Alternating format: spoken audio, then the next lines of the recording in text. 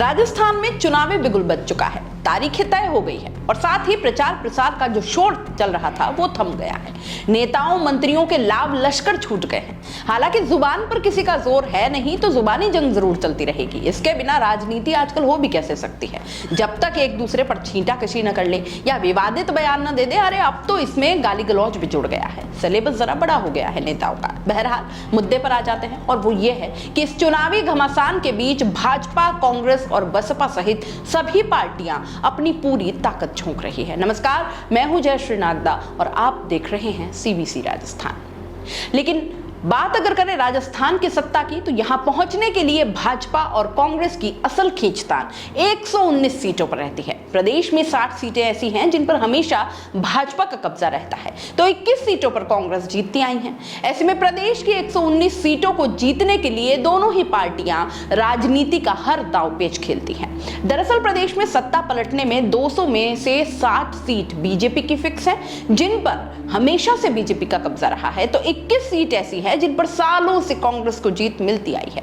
ऐसे में प्रदेश के 119 सीट ऐसी है जिन पर भाजपा और कांग्रेस दोनों पार्टियों की नजर रहती है और इस सीट पर जीतने के बाद पार्टी सत्ता तक पहुंचती है। 119 सीट ऐसी है जहां वोटर हर बार पार्टी या विधायक बदलते हैं।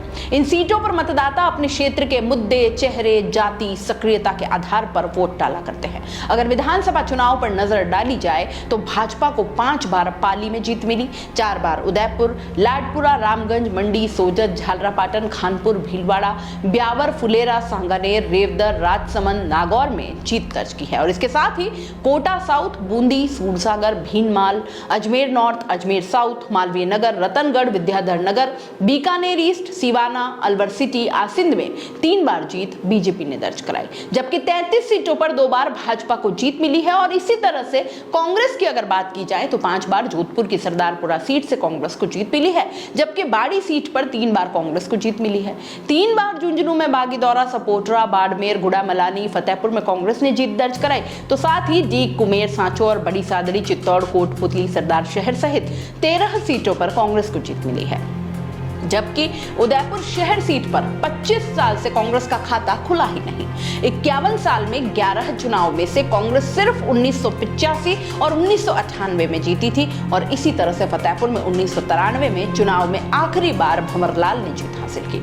इसके बाद बीजेपी कभी जीत नहीं पाई। कांग्रेस 1985 में अंतिम बार जीती थी और फिर 38 साल में कांग्रेस को कभी सफलता नहीं मिल पाई। पिछले 3 चुनाव लगातार निर्दलीय ने बस्ती सीट से जीते हैं। कोटपुतली में 1998 में के चुनाव में बीजेपी के रघुवीर सिंह जीते और उसके बाद भाजपा की इस सीट पर कभी वापसी नहीं हुई। तो प्रदेश के सांगानेर सीट में 1998 के चुनाव में कांग्रेस से आखिरी बार इंदिरा मायाराम जीती और उसके बाद कांग्रेस यहां कभी नहीं जीत पाई। रतनगढ़ सीट में 1998 में कांग्रेस के जयदेव प्रसाद इंदौरिया अंतिम बार जीते और उसके बाद कांग्रेस की सीट पर वापसी नहीं हो पाई। सिवान में 1998 के विधानसभा चुनाव में कांग्रेस के गोपाराम मेघवाल जीते और उसके बाद कांग्रेस का सीट पर खाता नहीं खुला। इस तरह से अलवर की रामगढ़ विधानसभा सीट जातीय समीकरणों के आधार पर रहती है। यहां हिंदू मुस्लिम का चुनाव रहता है। अब चुनाव में काफी कम समय रह गया है और बीजेपी कांग्रेस दोनों ही जीत के लिए खूब जोर लगा रही है। अब इस चुनाव में जीत किसकी होती है ये तो चुनावी परिणाम जारी होने के बाद ही पता चलेगा।